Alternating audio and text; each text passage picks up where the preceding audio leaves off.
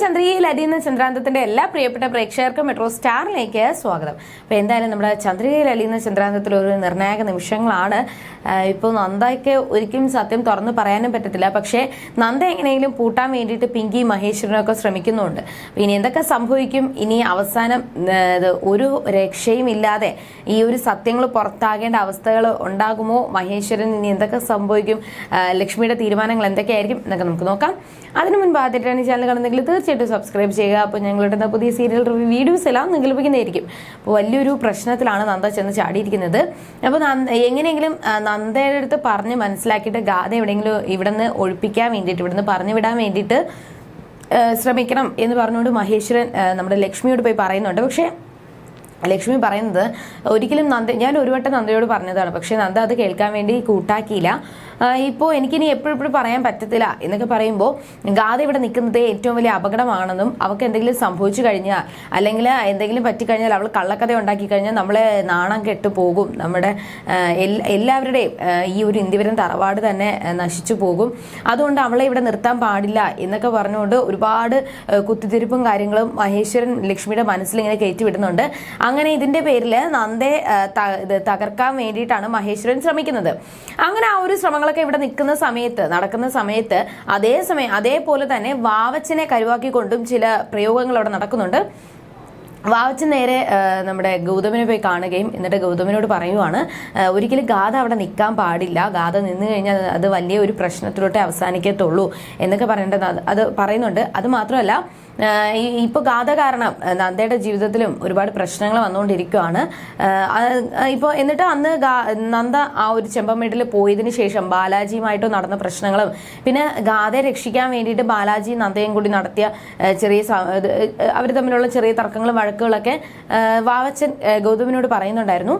ഇതിന്റെ മുന്നോടിയായിട്ട് ബാലാജി നന്ദയെ അപായപ്പെടുത്താൻ വേണ്ടിയും ശ്രമിച്ചു എന്ന് പറഞ്ഞിട്ട് നന്ദയെ തട്ടിക്കൊണ്ടുപോയ കാര്യങ്ങളൊക്കെ ഗൗതമിനോട് പറയുന്നുണ്ട്. പക്ഷെ ആ തട്ടിക്കൊണ്ടുപോയതെല്ലാം ബാലാജിയാണ് എന്നുള്ള ഒരു രീതിയിലാണ് അവിടെ ഗൗതമിനോട് വാവച്ചൻ പറയുന്നത്.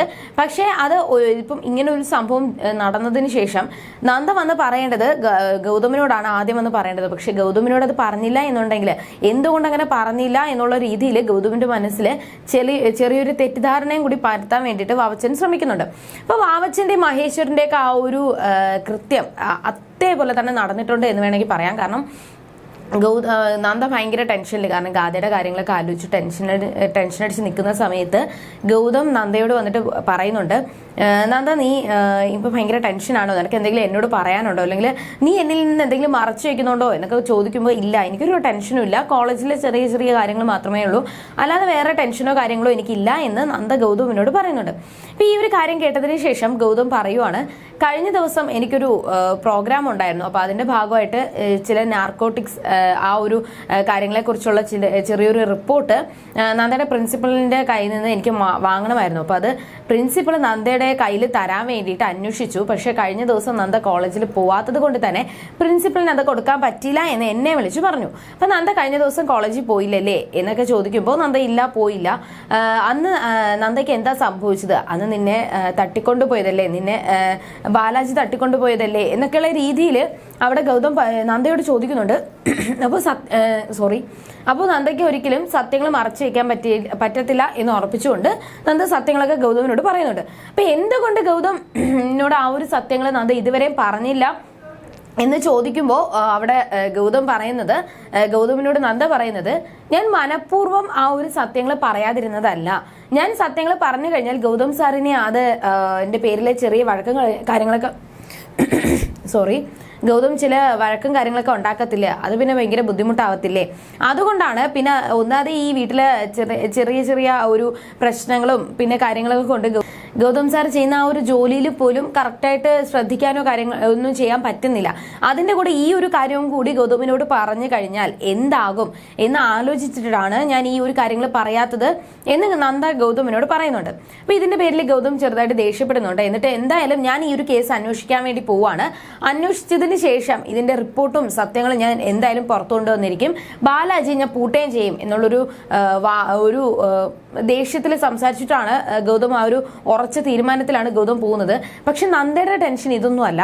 ഇപ്പൊ ഗൗതം ഈ ഒരു കാര്യം കൊണ്ട് ചെമ്പമേട്ടിലും ഇവിടെ എല്ലായിടവും ഈ ഒരു കേസിന്റെ ഭാഗമായിട്ട് അന്വേഷിക്കുമ്പോൾ ഉറപ്പായിട്ടും ആ കേസിന്റെ ഭാഗമായിട്ട് ബാലാജിയെ പൊക്കുകയും ബാലാജി അച്ഛൻ ചെമ്പമേട്ടിൽ വരുന്ന കാര്യവും അവിടുത്തെ കുടുംബത്തെ കുറിച്ചുള്ള കാര്യങ്ങളൊക്കെ ഗൗതമിനോട് പറഞ്ഞു കഴിഞ്ഞാൽ അത് പിന്നെ എന്തായാലും ഇന്ത്യവിവരത്തിൽ അറിയാം. പിന്നെ ഇതുവരെയുള്ള സന്തോഷങ്ങളെല്ലാം നഷ്ടമാകും. അതുകൊണ്ടാണ് ഞാൻ പറയാത്തത്. പക്ഷെ ഇനിയിപ്പോൾ എന്ത് ചെയ്യും, എന്തായാലും ഇത് തടഞ്ഞേ പറ്റത്തുള്ളൂ എന്നുള്ളൊരു തീരുമാനത്തിൽ നന്ദ എത്തിയിട്ടുണ്ട്. അങ്ങനെ അവർക്കിടയിൽ തന്നെ ചെറിയ സംസാരങ്ങൾ നടക്കുന്നുണ്ട്. എന്തായാലും വാവച്ചൻ പിറ്റേ ദിവസം തന്നെ നമ്മുടെ മഹേശ്വരനെ കാണാൻ വരുന്നുണ്ട്. എന്നിട്ട് ഇവിടെ എന്തെങ്കിലും പ്രശ്നങ്ങളുണ്ടോ, ഗൗതമിനോട് ഞാൻ ഇങ്ങനെ കാര്യങ്ങളെല്ലാം പറഞ്ഞിട്ടുണ്ട്, അതുകൊണ്ട് ആ ഒരു തട്ടിക്കൊണ്ടുപോയ കാര്യം നമ്മളുടെ പേരിൽ വരത്തില്ല, എന്തായാലും ബാലാജിയുടെ പേരിലേ പോകത്തുള്ളൂ, അതിൽ നമ്മൾ ടെൻഷൻ അടിക്കേണ്ട ആവശ്യമില്ല എന്ന് വാവച്ചൻ മഹേശ്വരനോട് പറയുന്നുണ്ട്. എന്നിട്ട് എന്തായാലും നമുക്ക് നോക്കാം, വേറെ പ്രശ്നമൊന്നും വരത്തില്ല. പിന്നെ നമ്മൾ എത്രയൊക്കെ മറച്ചു വയ്ക്കാൻ ശ്രമിച്ചാലും സത്യങ്ങൾ പുറത്തു വരാൻ ചെയ്യും. എന്തായാലും നമുക്ക് വഴിയെ നോക്കാം എന്ന് വാവച്ചൻ മഹേശ്വരന് ഒരു ഉറപ്പും കൂടി കൊടുക്കുന്നുണ്ട്. എന്നാൽ ഈ സമയം നന്ദ ഇല്ലാത്ത തക്കം നോക്കിയിട്ട് ഗാഥയെ പൂട്ടാനുള്ള അല്ലെങ്കിൽ ഗാഥയെ പാഠം പഠിപ്പിക്കാനുള്ള ഒരു ശ്രമത്തിലാണ് പിങ്കിയും മോഹിനിയും. എങ്ങനെയെങ്കിലും ഗാഥയെ കൊണ്ട് ഇവിടെ ഉള്ള ജോലികളെല്ലാം ചെയ്യിപ്പിക്കണം. അങ്ങനെ ജോലിയെടുത്ത് പണിയെടുത്ത് അവൾ ഇവിടെ നിന്ന് അവസാനം സഹിക്കാൻ പറ്റാതെ സഹി കെട്ട് അവൾ ഇവിടെ നിന്ന് ഓടിപ്പോകണം. ആ ഒരു അവസ്ഥയിൽ കൊണ്ടെത്തിച്ചാൽ മാത്രമേ നമ്മൾ വിജയിക്കത്തുള്ളൂ എന്ന് പിങ്കി ഒരു പ്ലാൻ ഇടുവാണ്. പക്ഷെ നമുക്ക് മാത്രം ഇത് ചെയ്ത് തീർക്കാൻ വേണ്ടി പറ്റത്തില്ല. ഇതിൽ ലക്ഷ്മി അമ്മായിയും കൂടി കൂട്ടണം. കാരണം ലക്ഷ്മി അമ്മായി ഗാഥയെ വെറുക്കണം.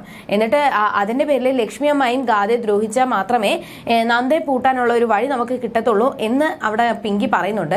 പിന്നെ എന്തൊക്കെയായിരിക്കും സംഭവിക്കാൻ പോകുന്നത്, സത്യങ്ങൾ ഇനി ഇന്ത്യവിവരത്തിൽ അറിയുമോ അതോ ഇല്ലയോ, നന്ദയ്ക്ക് ഇനി എത്ര നാൾ ഈ സത്യങ്ങൾ മറച്ചു വെക്കാൻ പറ്റും എന്നറിയത്തില്ല. പക്ഷെ എന്തായാലും സത്യങ്ങൾ പുറത്തു വരാൻ ചെയ്യും. പുറത്തു വന്നു കഴിഞ്ഞാൽ ആരുടെയൊക്കെ ജീവിതങ്ങൾ മാറി മറിയും എന്ന് നമുക്ക് വരുന്ന ആളുകൾ കണ്ടറിയാതായിരിക്കും.